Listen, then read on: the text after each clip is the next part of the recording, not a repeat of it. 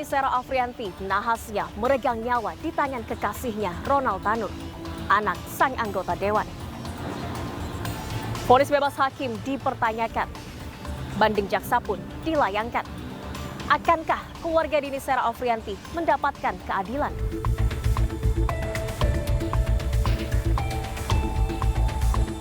Dini Sera Afrianti meregang nyawa di tangan kekasihnya Gregorius Ronald Tanur pada Rabu 4 Oktober 2023 lalu.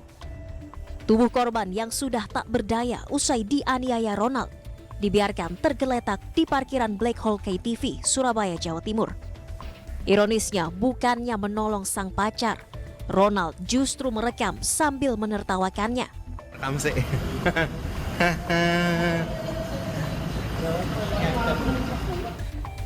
Sempat ditanya oleh petugas keamanan, namun Ronald berbohong dan mengaku tidak mengetahui kenapa korban bisa tergeletak di parkiran. Aku mau keluar, tiba-tiba di jalan, gak bisa keluar. Bukan di sini? Iya. Bukan.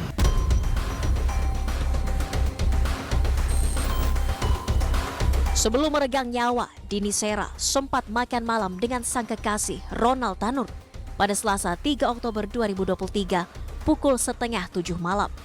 Saat makan malam, Ronald mendapatkan telepon dari temannya dan diajak untuk karaoke di Black Hole KTV, Mall Landmark, Surabaya. Pukul 9:30 malam, sejoli yang baru kenal 5 bulan tersebut berkaraoke bersama teman-temannya sambil minum minuman keras hingga larut malam. Keduanya meninggalkan ruang karaoke pada pukul 12:10 dalam keadaan cekcok. Ronald yang emosi kemudian menendang kaki kanan korban hingga terjatuh. Tak sampai di situ, Ronald kemudian memukul korban menggunakan botol miras sebanyak 2 kali. Usai penganiayaan tersebut, keduanya kemudian turun menuju parkiran menggunakan lift. Sesampainya di basement, korban keluar lift terlebih dahulu, meninggalkan Ronald sambil bermain handphone. Korban kemudian bersandar di pintu mobil sebelah kiri sambil menunggu Ronald. Namun saat Ronald masuk mobil, ia langsung menjalankan mobil dengan berbelok ke arah kanan.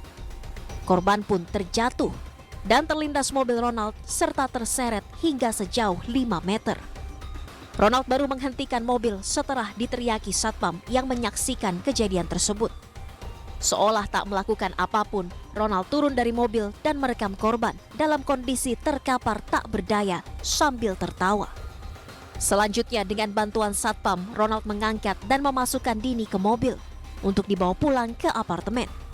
Pada pukul 1 dini hari, Ronald tiba di apartemen korban dan memindahkannya ke kursi roda.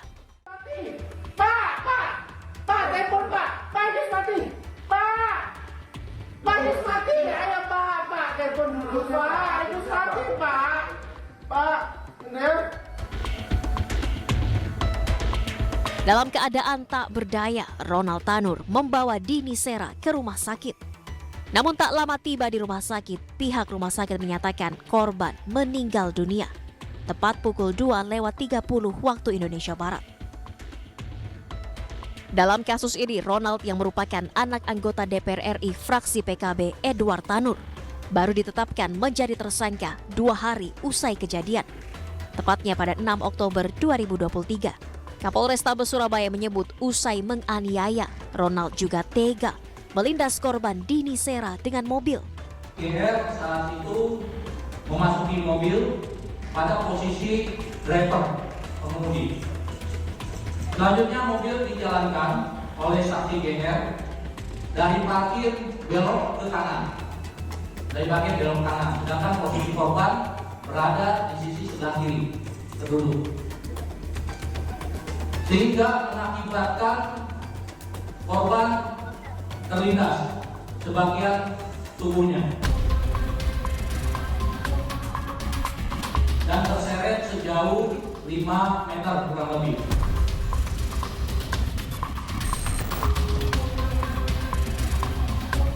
Oktober 2023, tim dokter forensik RSUD Dr. Sutomo menyebut hasil otopsi Dini Sera Afrianti terdapat sejumlah luka luar dan dalam yang mengakibatkan nyawanya melayang.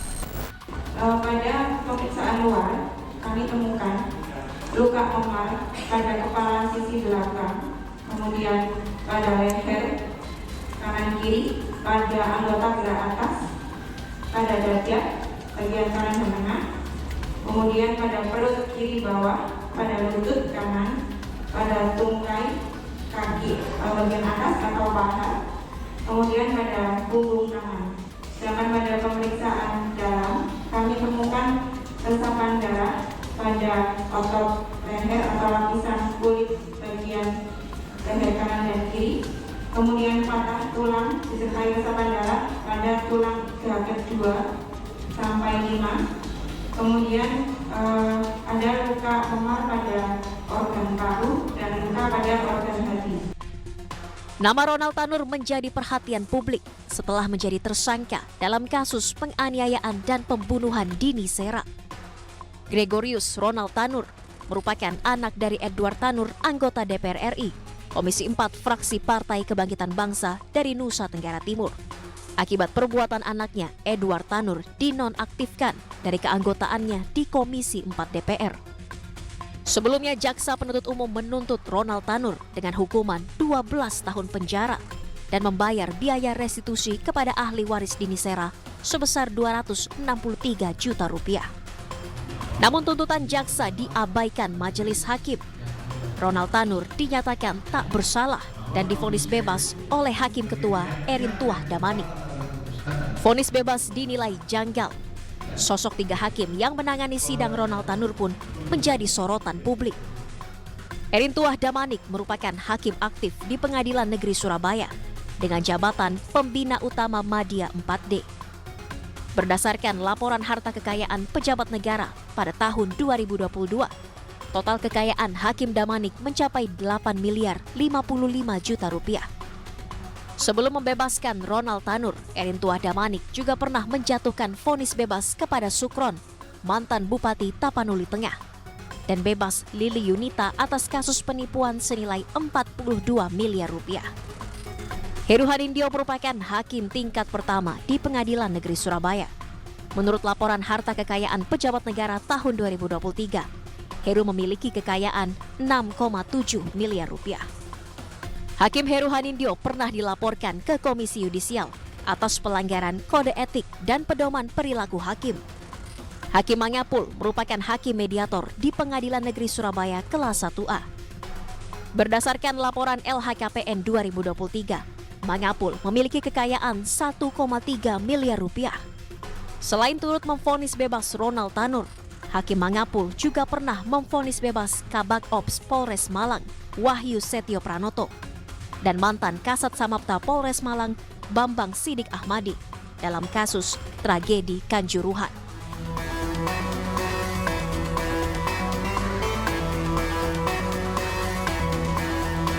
Vonis bebas Ronald Tanur, terdakwa pembunuhan Dini Sera Afrianti, seolah meneguhkan prasangka bahwa hukum di Indonesia masih tumpul ke atas, namun tajam ke bawah. Perjuangan keluarga korban mencari keadilan harus terus dikawal agar perilaku kekerasan terhadap perempuan tidak lagi terulang tanpa mendapatkan hukuman yang setimpal. Jadi jangan bilang Anda tidak tahu akan permasalahan ini, karena kami sudah memberitahukannya.